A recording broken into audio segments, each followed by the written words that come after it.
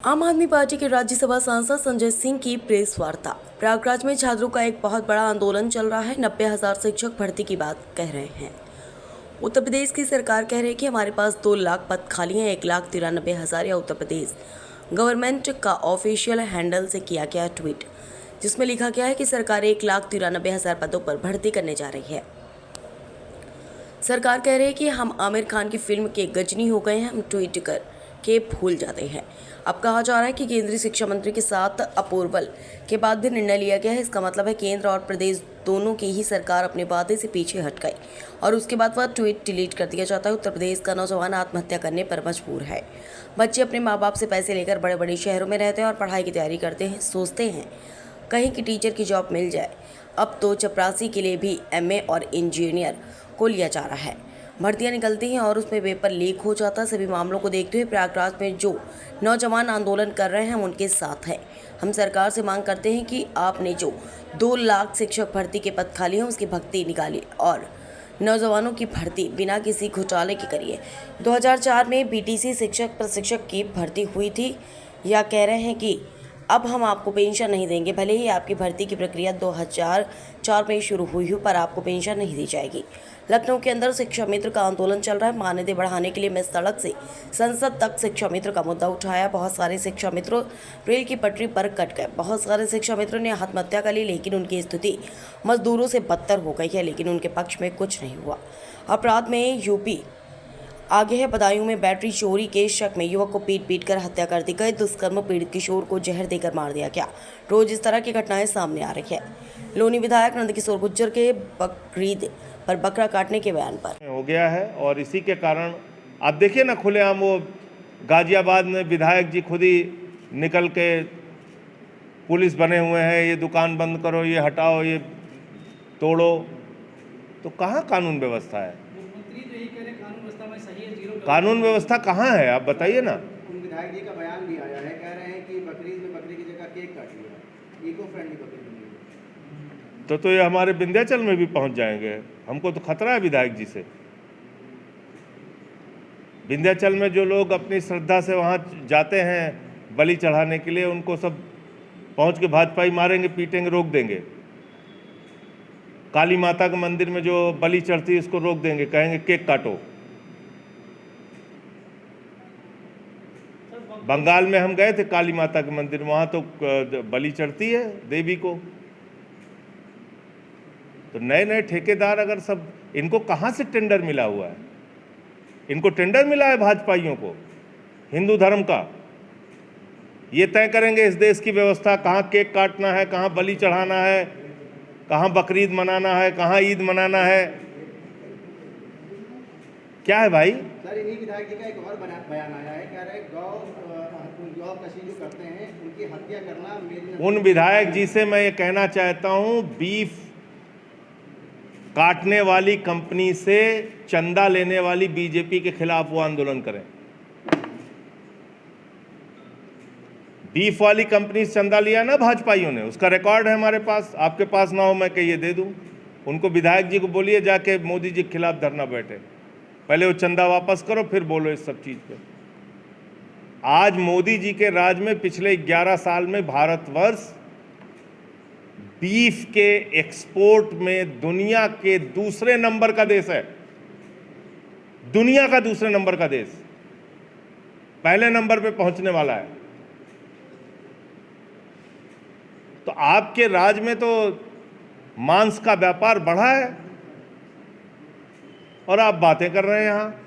उन्हीं कंपनियों से जो मांस काटती हैं, बेचती हैं, उनसे तुम लोग चंदा लेते हो, दलाली खाते हो और फिर तुम सिखा रहे हो कि ये ऐसे होना चाहिए, वो वैसे होना चाहिए।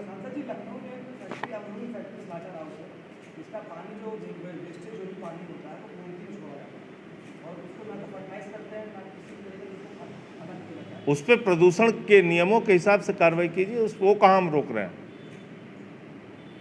लेकिन एक चीज़ ये समझना होगा, हिंदुस्तान में एक बड़ा वर्ग है और जिसमें बड़ी संख्या में हिंदू भी हैं जो नॉनवेज खाते हैं, बड़ी संख्या में है। आप बिहार में चले जाइए, आप उड़ीसा में चले जाइए, बंगाल में चले जाइए, साउथ में चले जाइए, हिंदू ही हैं भैया। वो भी खाते हैं। कि जो कुर्बानी होती है, जानवर जब चीखता है तो उससे जो है अर्थक्वेक आता है, भूकंप आता है।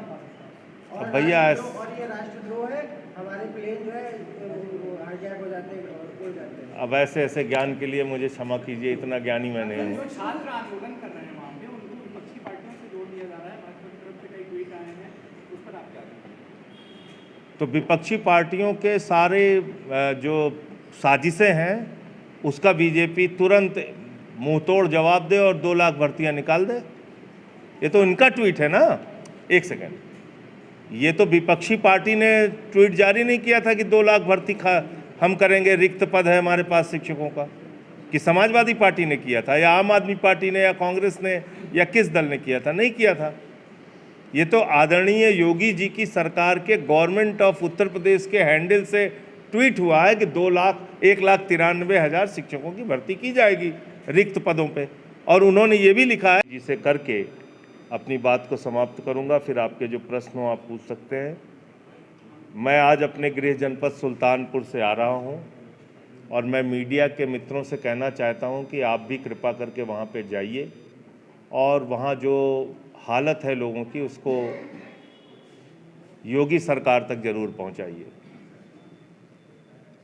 मैं साथियों आज गया था सफाई कर्मियों के इलाके में। 30-30 साल से वो लोग वहाँ पे रह रहे थे, अपना छप्पर डाल के, कच्चा घर बना के, बड़ी मुश्किल से अपना पेट काट के उन्होंने वो छप्पर डाला था, वो ईंट के छोटे मोटे मकान बनाए थे। योगी सरकार ने बिना किसी नोटिस के, मैं दोहरा रहा हूँ बात को, बिना किसी नोटिस के योगी जी की सरकार ने उनके घर पे बुलडोजर चला दिया। प्रधानमंत्री जी, आप वाल्मीकि समाज के लोगों का पैर धुलने का नाटक करते हैं। पैर धुला था आपने और बोले थे देश का प्रधानमंत्री वाल्मीकि समाज के लोगों का पैर धुल रहा है। देखो फोटो छपी आपकी फ्रंट पेज पे सारे अखबारों में। योगी जी ने जब कुंभ का मेला खत्म हुआ, सफाई कर्मियों को सम्मानित किया, बोले हम सम्मान करते हैं सफाई कर्मियों का। और ये 25-25, 30-30 साल से रहने वाले सफाई कर्मी, उनके घरों पे आपने बुलडोजर चला दिया बिना नोटिस के। आप लोगों को जरा सी भी दया नहीं आती, जरा सा भी शर्म नहीं आती। सुप्रीम कोर्ट का कोई लिहाज नहीं है, मन में कोई दया का भाव नहीं है, किसी का भी घर उजाड़ दो। आप उन लोगों के घर देखेंगे, उनकी हालत देखेंगे, आपको रोना आएगा। इस तरीके से उनके घरों पे बुलडोजर चलाए गए। एक बिटिया वहां पे मिली थी, रागिनी नाम की, जो क्लास 2 में पढ़ती है, रो रही थी वो। सुनिए आप।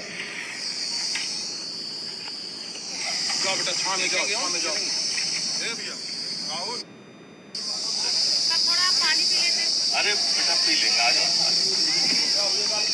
मैं ये वीडियो भेज दूंगा आपको।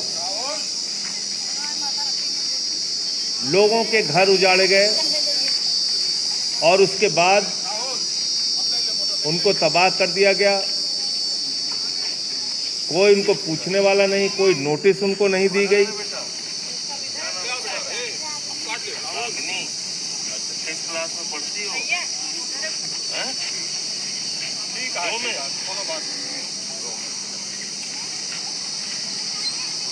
ये छोटी सी मासूम बच्ची 2 में पढ़ने वाली रो रही थी। ये बिटिया, मम्मी कहाँ है तुम्हारी?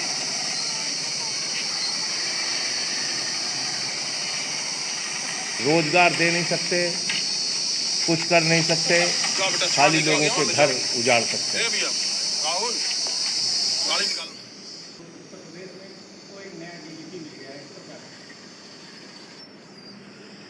भैया, डीजीपी मिलने से कानून व्यवस्था ठीक नहीं होती है। कानून व्यवस्था ठीक होती है जब आप प्रशासन का, कानून का राजनीतिकरण करना बंद कर दें। उस वक्त जब ये पक्षपात होगा कि हाँ, ये व्यक्ति बीजेपी से जुड़ा हुआ है, बलात्कार किया हुआ है, ठीक है, इसे बचाना है। हत्या कर दी इसने, कोई बात नहीं, इसको बचाना है।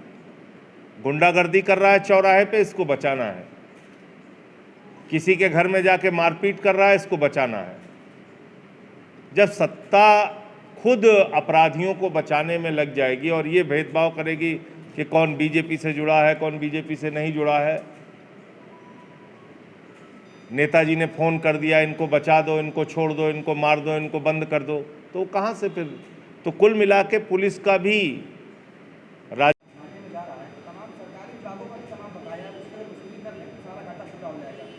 देखिए, घाटे के पीछे चोरी कारण है। घाटे के पीछे बिजली की उपलब्धता कारण नहीं है, बिजली उपलब्ध है, लेकिन अगर उपलब्ध बिजली में चोरी होगी तो जाहिर सी बात है विभाग घाटे में जाएगा। ट्रांसमिशन में, डिस्ट्रीब्यूशन में कितनी चोरी होती है उसका आंकड़ा निकाल के देख लीजिए आप।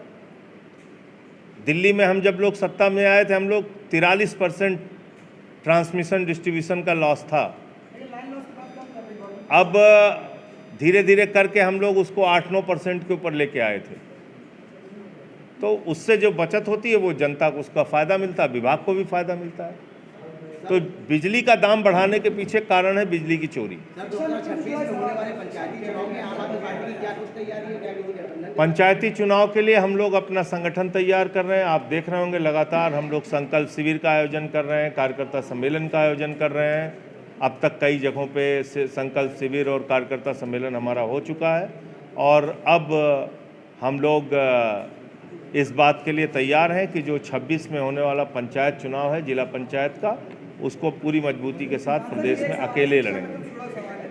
50,000 शिक्षक ऐसे हैं जो डिग्री पास कर चुके हैं लेकिन अभी तक उनको वो दर्जा नहीं मिला जो मिलना चाहिए। रही बात मानते कि मात्र 10 लाख होता है, इसके साथ जो अतिरिक्त छुट्टियाँ होती हैं वो भी शिक्षा मित्रों को नहीं मिलती। मैं तो आपसे पहले ही ये बात मैंने कहा कि शिक्षा मित्र आंदोलन पे बैठे हैं। बहुत लंबा आंदोलन उन्होंने पहले भी किया था, आपको याद होगा। सुहागिन महिलाओं ने सिर मुड़वाए थे, मैंने वो मुद्दा पार्लियामेंट में भी उठाया था। तो मैं तो ये मानता हूँ कि शिक्षा मित्रों को नियमित किया जाना चाहिए।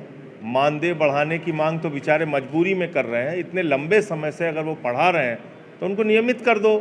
पद तुम्हारे पास खाली ही है तो नियमित कर दो, उसको भी नहीं करते। जो टीटी पास कर गए उनको भी नियमित नहीं करते। जो 69,000 शिक्षक भर्ती की बात बताई उसमें भी घपला घोटाला सामने आया, उसमें भी आपने नहीं कुछ किया। अभी ये 1,93,000 का घोषणा करके पीछे हट गए। तो वही मैं फिर दोहरा रहा हूँ कि इनको रोजगार से कोई लेना देना नहीं है, इनको ना महंगाई से लेना देना है, ना रोजगार से लेना देना है। मैंने एक अपने एक्स पे पोस्ट किया है कि जनता जो है वो महंगाई से लड़ेगी और जनता अशिक्षा से लड़ेगी, जनता स्वास्थ्य की बदहाली से लड़ेगी, कोरोना से लड़ेगी और बीजेपी वाले सिर्फ चुनाव लड़ेंगे। तो यही है उनका। भारतीय सेना हमारी युद्ध लड़ेगी। प्रधानमंत्री नरेंद्र मोदी जी के कार्यकाल का 11 साल पूरे हो रहे हैं, जिसको लेकर 9 जून से जो लगातार कई दिनों तक मंत्रियों को जिम्मेदारी सौंपी गई है कि लोगों तक जो उनकी उपलब्धियों को बताएं। हाँ, तो अपना झूठ का प्रचार तो करने में मास्टर ही हैं। दोबारा काम में अपना उनका नाम मैंने रखा है भारतीय झूठा पार्टी। तो भारतीय झूठा पार्टी का एक काम बहुत अच्छा चलता है, झूठ फैलाने का। तो 9 जून से मंत्रियों को योगी मोदी सरकार की जो उपलब्धता है उस पर झूठ फैलाने के लिए, कमर कसने के लिए कहा गया है। आप देखिएगा कैसे कैसे झूठ बोलेंगे। सर बिजली का चौथी बड़ी अर्थव्यवस्था हो गए, तोप चला दिया, ये हो गए, आसमान पे पहुंच गए, ताली बजाओ सब लोग। भैया 140वें नंबर पे हैं हम प्रति व्यक्ति आय के मामले में। हैप्पीनेस इंडेक्स में हम 190 नंबर पे हैं और भुखमरी के मामले में हम 105वें नंबर पे हैं। ये हालत है देश की। सर बिजली कर्मचारियों के बाद सिंचाई उनका भी आ जाना। जी राम मंदिर का प्राण प्रतिष्ठा होने जा रही है, एक बार हो चुका है और योगी जी का जन्मदिन भी है। क्या चीज़ का? प्राण प्रतिष्ठा करेंगे, प्रभु श्री राम वाली मंदिर बनाया गया था, उसकी प्राण प्रतिष्ठा का 1 वर्ष पूरा हो रहा है। राम दरबार हालांकि चंपत राय जी ने इस पर कहा है कि अब किसी को निमंत्रण नहीं दिया जाएगा। कल पहले हम जगह बर्थडे दिया नहीं जाएगा। नहीं, मैं समझ नहीं पाया। मंदिर का उद्घाटन तो हो गया ना, दोबारा होने जा अब क्या होना? प्रतिष्ठा होगी। कभी पुलिस भर्ती के नाम पे लाखों फॉर्म भरवा लेते हैं, फिर बाद में उसमें कहते हैं घपला हो गया, घोटाला हो गया, पेपर लीक हो गया। फिर कभी कोई दूसरी भर्ती निकलती है, उसमें पेपर लीक हो गया। फिर कोई भर्ती निकलती है, उसमें लीक हो गया, तो सब लीक में छात्रों का, नौजवानों का भविष्य बर्बाद हो रहा है। इस मामले में आम आदमी पार्टी पूरी तरीके से प्रयागराज में जो नौजवान आंदोलन कर रहे हैं, बेरोजगार आंदोलन कर रहे हैं, हम उनकी मांगों के समर्थन में हैं और योगी सरकार को चेतावनी देना चाहते हैं कि आप उनकी मांगों को सुनिए और उस पर फैसला लीजिए। और 2 लाख भर्ती जो आपने कहा है शिक्षकों की, कि आपके पास पद रिक्त हैं, खाली हैं, ये आपने कहा है, पद खाली हैं, उसकी भर्ती निकालिए और उन नौजवानों की भर्ती उसमें कीजिए बिना किसी घोटाले के, क्योंकि एक बार हम लोगों ने देखा कि आरक्षण में भी घोटाला किया आपकी सरकार ने, तो वो काम मत कीजिए, तो उनकी भर्ती कीजिए, नंबर 1। दूसरा, 2004 में बीटीसी प्रशिक्षित शिक्षकों की भर्ती हुई थी। जाहिर सी बात है 2004 के पहले ओल्ड पेंशन स्कीम लागू थी, फिर 2004 के बाद न्यू पेंशन स्कीम आ गई। अब ये 35,000 शिक्षकों के लिए कह रहे हैं कि अब हम पुरानी पेंशन आपको नहीं देंगे। भले ही आपकी भर्ती की प्रक्रिया 2004 में शुरू हुई है, लेकिन अब हम आपको पेंशन नहीं देंगे, क्योंकि आपका जो ये ट्रेनिंग जो पूरी हुई है वो 2005 में पूरी हुई है। अरे जब आपने 2004 में उनके भर्ती की प्रक्रिया शुरू कर दी, उनकी ट्रेनिंग शुरू हो गई, तो उनकी नियुक्ति के ऊपर तो 2004 के नियम लागू होने चाहिए। तो ये दूसरा अन्याय शिक्षकों के साथ है। तीसरा, लखनऊ के अंदर ही शिक्षा मित्रों का आंदोलन चल रहा है उनकी मानदेय को बढ़ाने के लिए। मैंने शिक्षा मित्रों का मामला सड़क से लेकर संसद तक एक नहीं अनेक बार उठाया, लेकिन ये निर्ममता की पराकाष्ठा है कि बहुत सारे शिक्षा मित्र बेचारे रेल की पटरी पे कट गए, बहुत सारे शिक्षा मित्र आत्महत्या कर गए, लेकिन आज तक उनके ना तो मानदेय बढ़ाए गए, ना उनको नियमित करने की कार्रवाई हुई, कोई चीज़ उनकी तरफ, बल्कि उनको आज बिल्कुल मजदूरों से भी बदतर उनकी हालत हो गई है। 10,000 12,000 रुपये उनको मिलता है। तीसरा विषय ये था। और अंतिम विषय जो अपराधों का है, वो बार बार आपके सामने बताना पड़ता है कि उत्तर प्रदेश में किस तरह से अपराध बढ़ रहा है। अब एक ये मामला है, बदायूं का बैटरी चोरी के शक में युवक को पीट करके हत्या कर दी गई। ये एक मामला है, नलकूप पर किसान की फावड़े से गला काट कर हत्या। ये महाराजगंज का मामला है। धारदार हथियार से युवक की हत्या। दुष्कर्म पीड़ित किशोरी को जहरीला दूध पिलाकर मार डाला गया। ये रोज अखबार जो है भरे पड़े रहते हैं, कहीं किसी की हत्या, कहीं अयोध्या में एक मामला हुआ है, वहाँ पे एक युवक की 6 टुकड़े काट के उसकी हत्या की गई निर्ममता से। तो ये जो आए दिन हत्या का मामला हो रहा है उत्तर प्रदेश में, ये कानून व्यवस्था की बदहाली को भी उजागर करता है। और अंत में एक सवाल मैं सभी पत्रकार बंधुओं को नमस्कार। प्रयागराज में छात्रों का एक बहुत बड़ा आंदोलन चल रहा है, जिसमें वो 90,000 शिक्षकों की भर्ती की बात कर रहे हैं। और जो सरकार का दावा है, उत्तर प्रदेश सरकार का दावा है, उत्तर प्रदेश की सरकार कह रही है कि हमारे पास 2 लाख पद खाली है। 1,93,000 ये उत्तर प्रदेश गवर्नमेंट का ट्वीट है, ऑफिशियल हैंडल से किया गया उनका ट्वीट है, जिसमें लिखा हुआ है प्रदेश सरकार जल्द ही शिक्षकों के 1,93,000 पदों पर भर्ती करने जा रही है। ये भर्तियां 3 चरणों में होगी। हर चरण में करीब 65,000 शिक्षकों की भर्ती की जाएगी। इस संबंध में दिल्ली में केंद्रीय शिक्षा मंत्रालय के साथ हुई प्रोजेक्ट अप्रूवल बोर्ड की बैठक में वार्षिक कार्य योजना पेश की गई। ये भर्तियां मार्च 2026 तक पूरी कर ली जाएंगी। सरकार ने जब ये ट्वीट किया तो नौजवान हमारे लड्डू बांटने लगे, बहुत खुश हो गए कि चलो बेरोजगारी दूर करने के लिए योगी जी ने एक बड़ा अच्छा कदम उठाया। इस सरकार ने बहुत बढ़िया कदम उठाया। जो मोदी जी कह रहे थे कि गोबर बेच के आपको रोजगार मिलेगा, वो थोड़ा सा उसमें परिवर्तन हुआ। अब टीचर भर्ती किए जाएंगे। एक खुशी की लहर नौजवानों में, छात्रों में दौड़ गई इस खबर को पढ़ने के बाद। लेकिन इसको तुरंत डिलीट कर दिया गया, इसको मिटा दिया गया।